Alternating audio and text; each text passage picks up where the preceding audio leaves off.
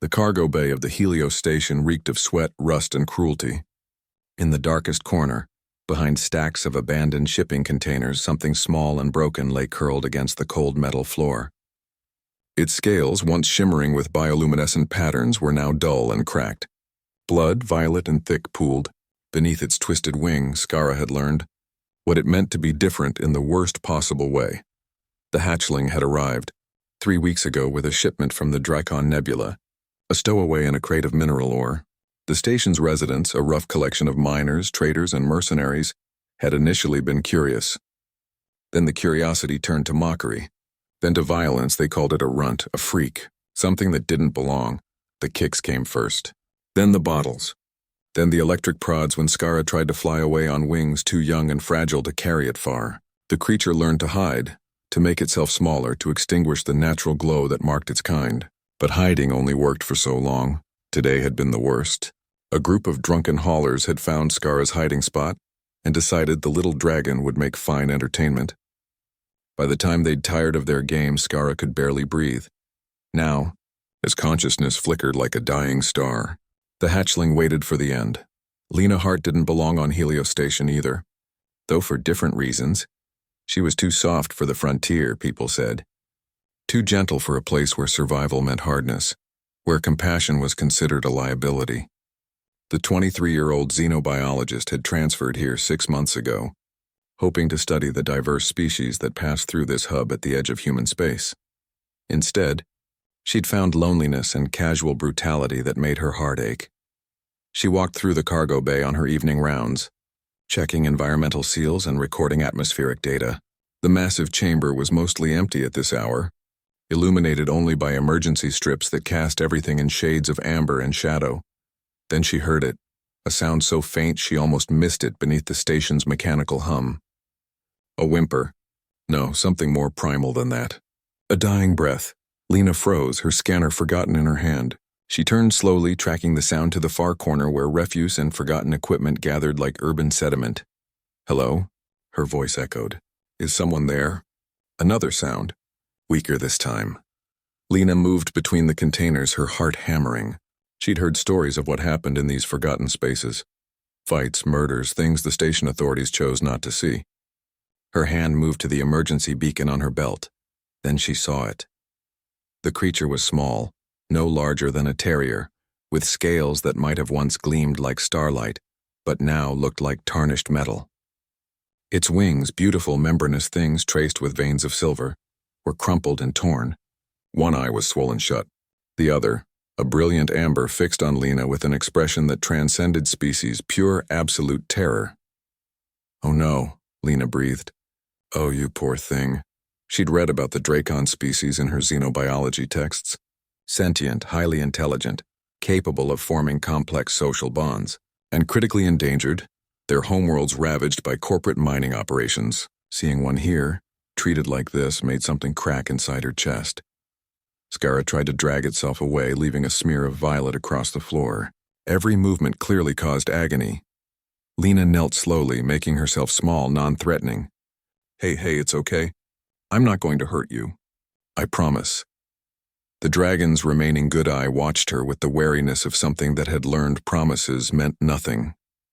Lena had seen that look before, in rescue animals back on Earth, in refugees fleeing war zones, in anyone who'd learned that kindness was a lie the universe told before it hurt you again. She reached into her utility pack and pulled out a protein bar, breaking it into small pieces. She placed one on the ground between them and slid it forward with gentle fingers. "I'm Lena," she said softly, "and you're safe now." "I swear it." Scara didn't move toward the food. The hatchling just stared, trembling, waiting for the trap to spring. So Lena did something that surprised even herself. She sat down fully on the cold floor, crossing her legs, making herself vulnerable in that forgotten corner of the station. She took a piece of the protein bar and ate it herself, showing it was safe. Then she waited. Minutes passed. 10, 20. Lena's legs began to cramp, but she didn't move. She just sat there, occasionally placing another piece of food closer to the wounded creature, speaking in soft tones about nothing important, her day, the stars she'd seen through the observation deck, a song her mother used to sing.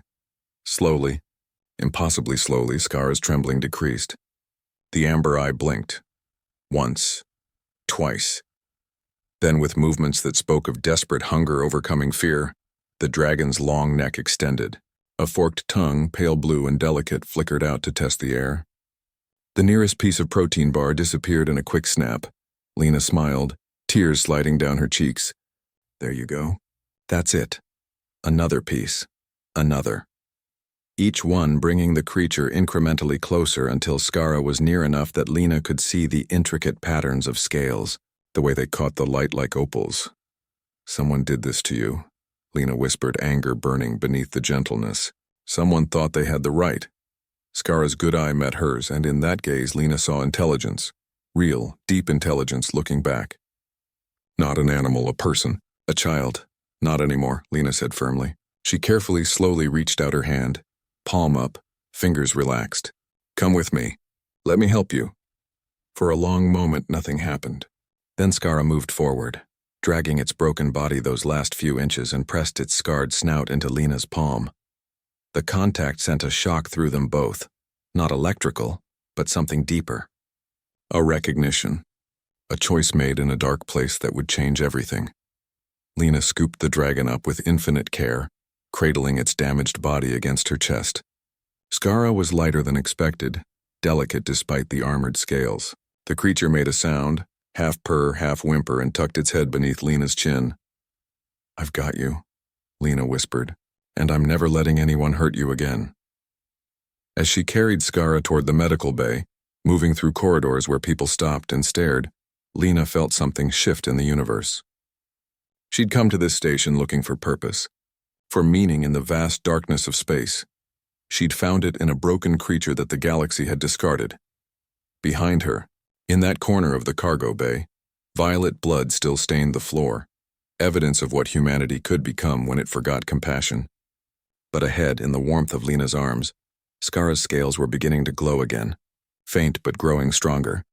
A light returning to darkness, a trust being rebuilt, one gentle moment at a time. And in the days that followed, as Lena nursed Scara back to health, as the dragon's wings healed and its colors returned, as their bond deepened into something the xenobiology textbooks had no words for, the other residents of Helios Station would learn an important lesson. Humanity's greatest strength wasn't its technology or its weapons or its ability to dominate the frontier. It was this, the capacity for kindness in a cruel universe. The choice to protect rather than harm. The courage to care when caring seemed foolish. Lena Hart had found Scara in humanity's darkest corner, and in doing so, she'd shown what humanity could be at its brightest.